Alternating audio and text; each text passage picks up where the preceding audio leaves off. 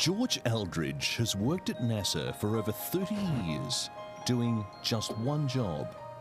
One job with a lot of titles, like Super Sniffer, Master Sniffer, Chief Smeller, and Nostradamus. Aldridge smells everything that goes in the space shuttle to make sure it isn't noxious. After all, you can't just open a window once you're in space. Just ask the Russians, they had to abort a mission in 1976 because of some hideous stench. Aldridge is a natural. He has never failed NASA's calibration test, in which he must identify 7 primary odors. His mission on this day is to smell a cork NASA hopes to use aboard the shuttle. A chemist uses a syringe to pull air from a chamber holding the item. Then she injects the air into George's face mask. The cork wins his approval. But some decisions are tougher than others. Word of his unusual skill has spread. He once appeared on a television quiz show to tell the truth. But fame never interferes with his day job or his sense of duty. He has now sniffed over 780 different materials. And George will go on smelling for space, trying to ferret out the right stuff.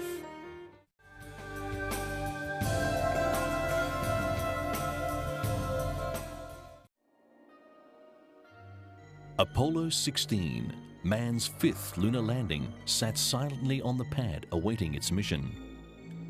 Inside the astronauts' quarters, its relaxed crew ate breakfast.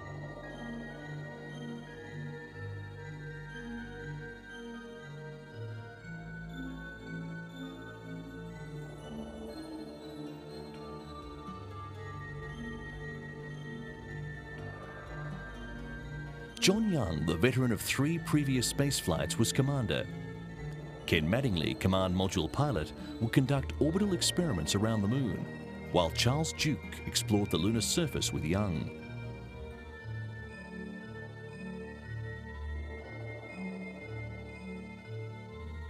Less than 2 days earlier, it looked as though this mission would never even get off the ground. It was, in Young's words, a real cliffhanger. The Marshall Space Flight Center team was working on a launch vehicle gyroscope problem which threatened to scrub the mission. Less than an hour before liftoff, their advisory to the Kennedy Center launch team was go.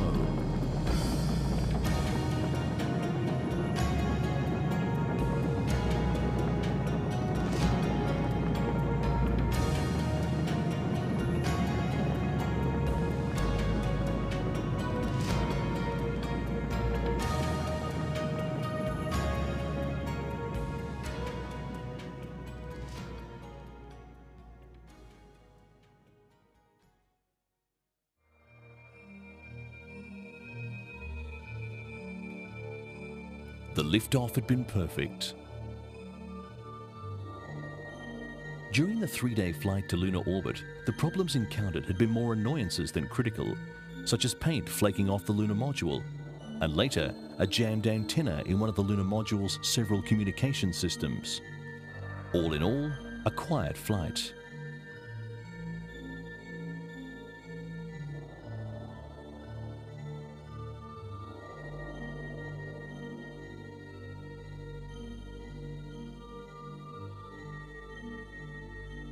The burn into lunar orbit was right on. The next maneuver was for Mattingly to burn the main engine of his spacecraft to put it into a circular orbit. But as the lunar module emerged from behind the moon, there were some unforeseen problems with the engine. Once it was established they were not serious, the mission was back on track.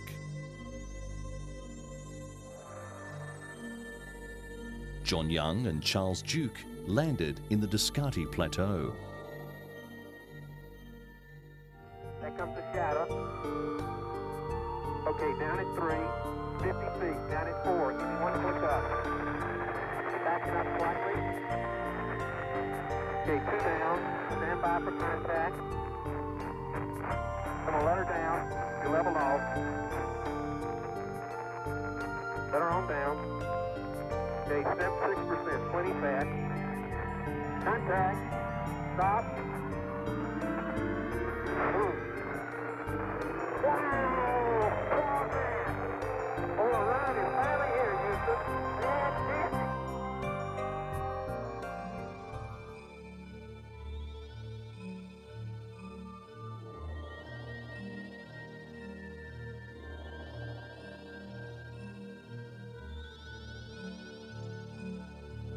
After several hours' sleep, Mission Commander John Young stepped on to the Descartes Formation, and their exploration of the Moon commenced.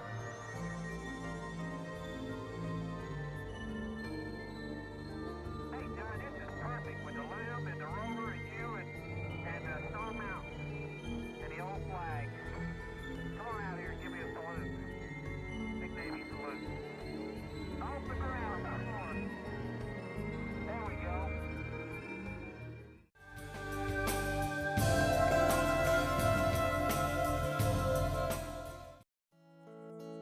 August 25th, 1981, and Voyager 2 arrived at Saturn. The spacecraft had journeyed 1 billion miles from Earth in 4 years. Voyager 1, in its November 1980 encounter, first revealed the beauty and complexity of the ringed planet and its family of satellites. Now Voyager 2 will explore specific targets in Saturn's realm.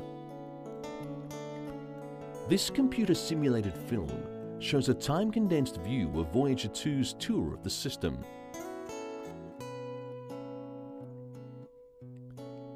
This is Voyager 2 on its approach as the spacecraft's cameras and other instruments scan the planet and most of its 17 known moons.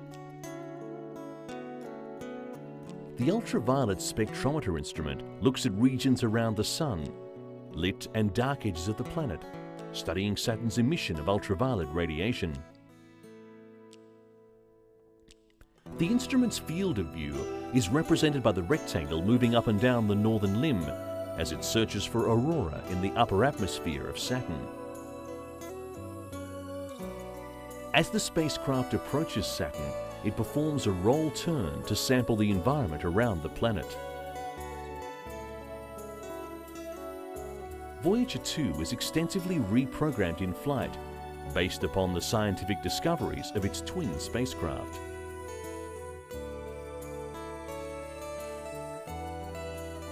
Saturn's rings are targeted for special study during Voyager 2's approach. Sections of the braided F ring are studied from different points of view to create three-dimensional pictures of the strands of the ring.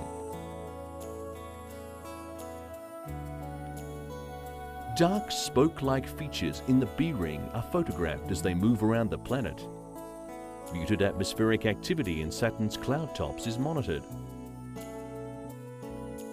Voyager 2 flies above the ring plane and crosses the plane just once after its closest approach to Saturn. One important science objective is the photopolarimeter observation of the occultation of a star by the rings. Light from the star Delta Scorpii is measured as it flashes through the rings in the shadow of Saturn. The 2¼ hour experiment provided information on the number of ringlets, their densities and widths. The infrared interferometer spectrometer measures changes in the temperature of the moon Titus as it moves into Saturn's shadow.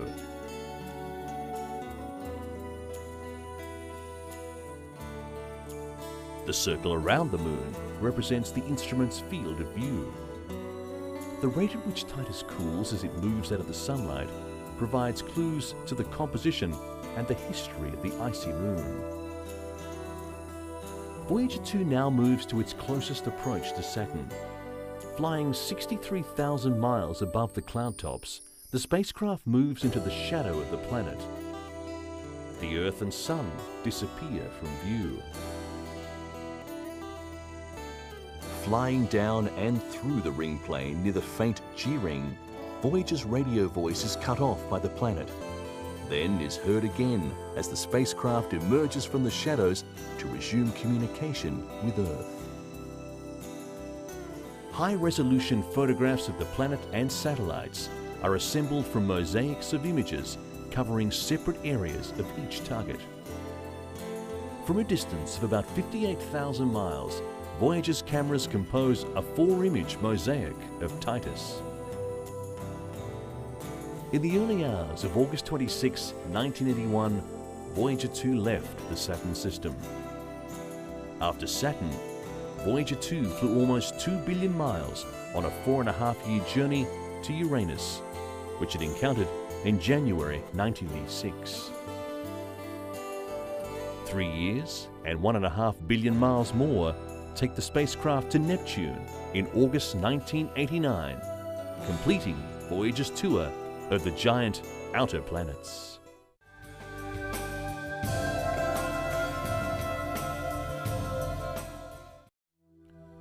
Of all the other places that life might exist in the solar system, the chances appeared greatest that life may have at some time existed on Mars. And so a simulated expedition was developed on computer.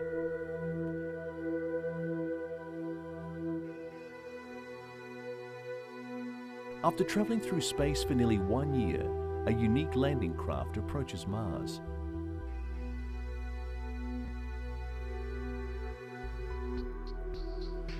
To soft land on a planet covered with dust.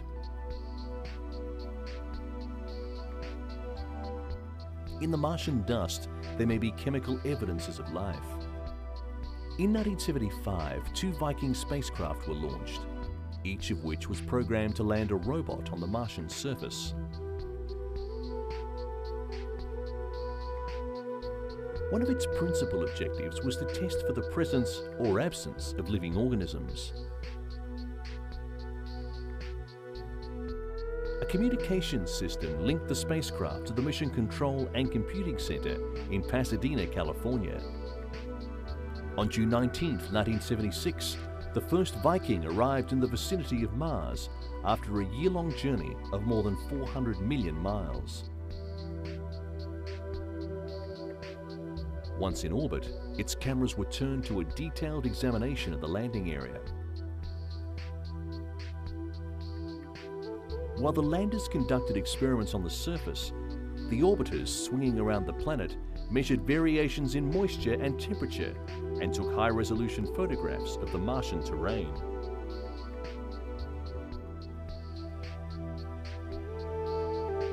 Over millions of years, the repeated flows of lava had built the volcanic mountains of Mars.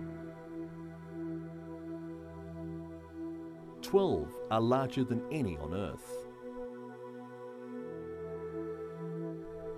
The largest, Olympus Mons, rises 3 times higher than Mount Everest and is broad enough to cover the whole chain of volcanoes that form the Hawaiian Islands.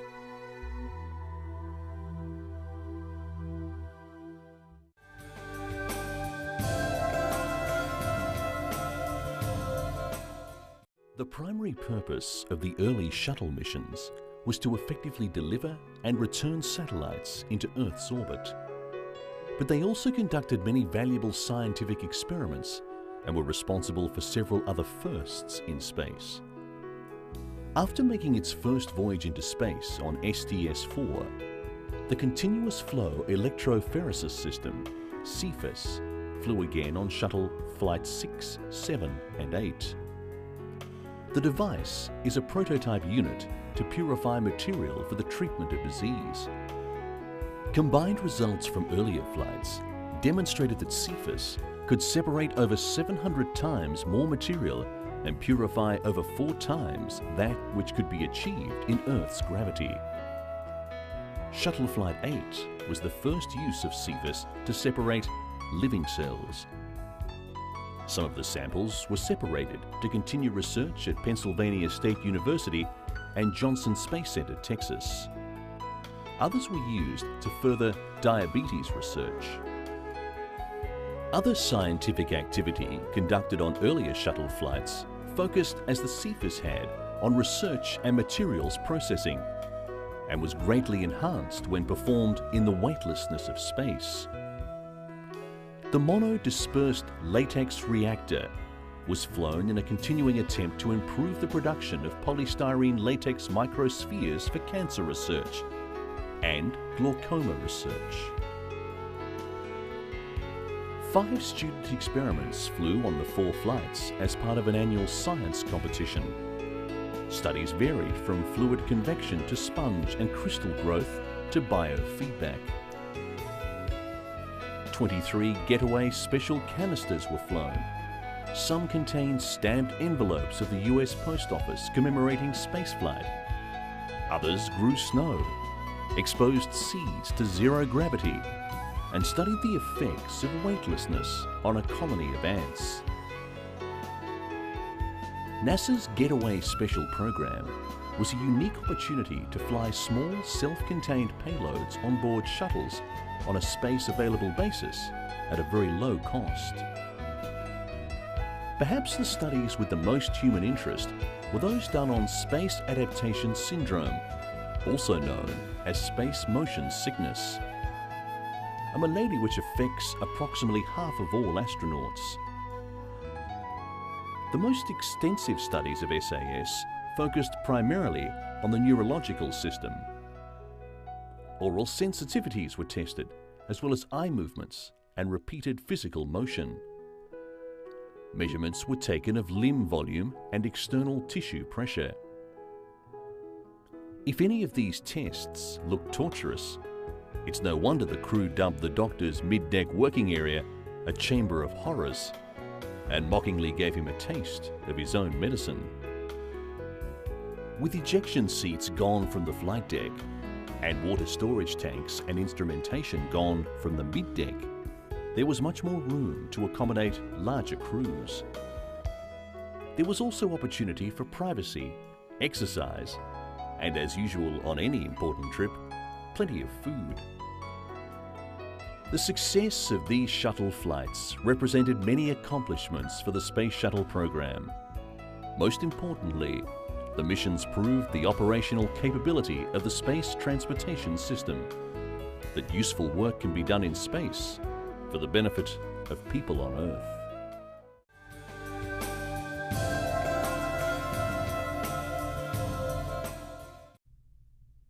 Although we are investigating the planets of our solar system, we have also been trying to understand more about our Sun. Man has been fascinated by the Sun since the beginning of time. In ancient Britain, the Druids built a mysterious monument to it while in Egypt. The Sun was worshipped as a deity, and its passage from day to night was sanctified. The Mayans offered sacrifices to the Sun. The Aztecs found it represented time.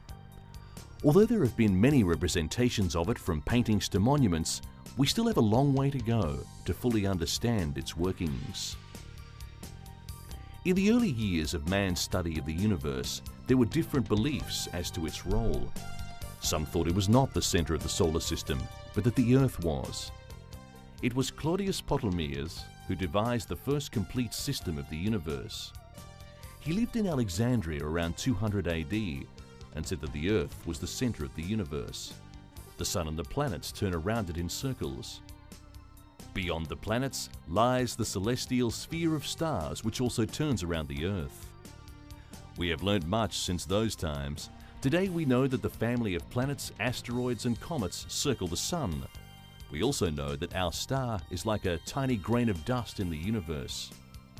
In fact, there are so many stars we cannot count them all. Our Sun is an average-sized star.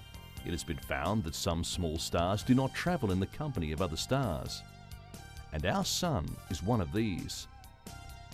Astronomers are able to study the Sun in great detail to try and get a better understanding of its structure and energy. It is almost like a vast laboratory. The Sun can be studied using a spectroscope. The dark lines that cut across the spectrum band are produced by the radiation from the Sun's interior shining through its atmosphere. Each line is the signature of a chemical element such as sodium, iron and calcium. It is this array of lines that forms the code which describes the properties and motion of a star. By narrowing the view of the Sun to a single line of the spectrum, each level of the solar atmosphere can be photographed. By using computer mapping and colour processing, it is possible to distinguish the levels of brightness. In this way, a detailed and multi-dimensional picture is obtained of the Sun undergoing dramatic and turbulent change. The Sun is a sphere of hot, seething gases and surges of radiation. Most of the lines we get from the Sun comes from a thin, bright layer which defines its visible edge, the photosphere. Above it, the chromosphere, a region of flaming outbursts of gas, extends through a transition zone to the thin outer atmosphere of the corona. Deep beneath the Sun's atmospheric shell is the core, a violent nuclear furnace. Here, hydrogen is fused into helium, and in the process, some of the matter is converted into an enormous amount of energy. Radiating outward as a gas, it behaves like a boiling liquid beneath the surface. The turbulent, bubbling motion is visible in the granular cells of the phonosphere. Sunspots, regions of intense magnetic fields, appear on the surface. They disappear in a few hours or grow and persist for months in a mysterious 11-year cycle. The Sun rotates once every 27 days. Because its equatorial regions rotate faster than the polar caps, the shearing action in the gas contorts the magnetic field into tangled structures which give rise to the Sun's eruptive action. The dark areas across the solar disk are coronal holes, which may provide new clues to the Sun's interior and may be a source of the solar wind which blows outwards to the farthest planets.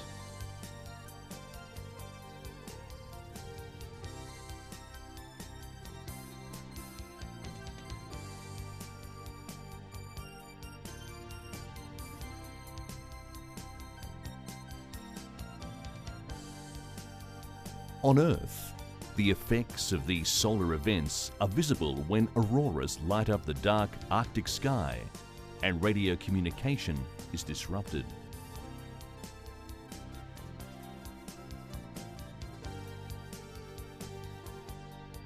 The Sun is an average middle-aged star, yet it will generate heat and light for billions of years to come, as it has for 5 billion years past. It dominates the motion of all bodies in the solar system.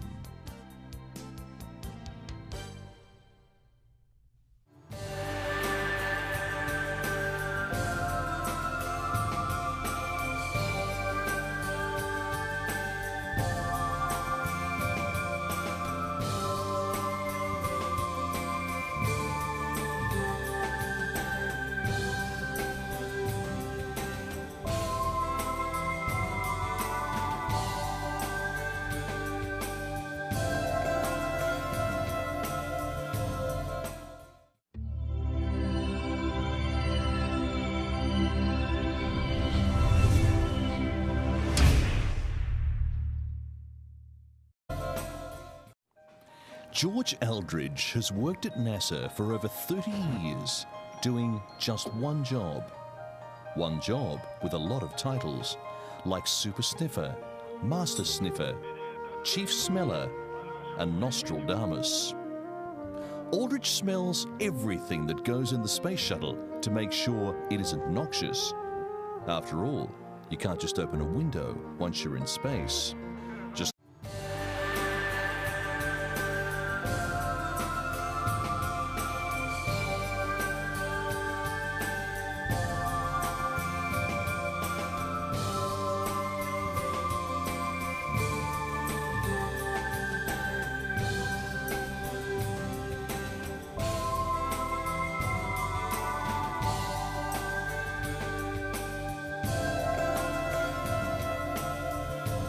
But some decisions are tougher than others. Word of his unusual skill has spread. He once appeared on a television quiz show to tell the truth. But fame never interferes with his day job or his sense of duty. He has now sniffed over 780 different materials. And George will go on smelling for space, trying to ferret out the right stuff. just ask the Russians. They had to abort a mission in 1976 because of some hideous stench. Aldrich is a natural. He has never failed NASA's calibration test, in which he must identify 7 primary odors. His mission on this day is to smell a cork NASA hopes to use aboard the shuttle. A chemist uses a syringe to pull air from a chamber holding the item. Then she injects the air into George's face mask. The cork wins his approval.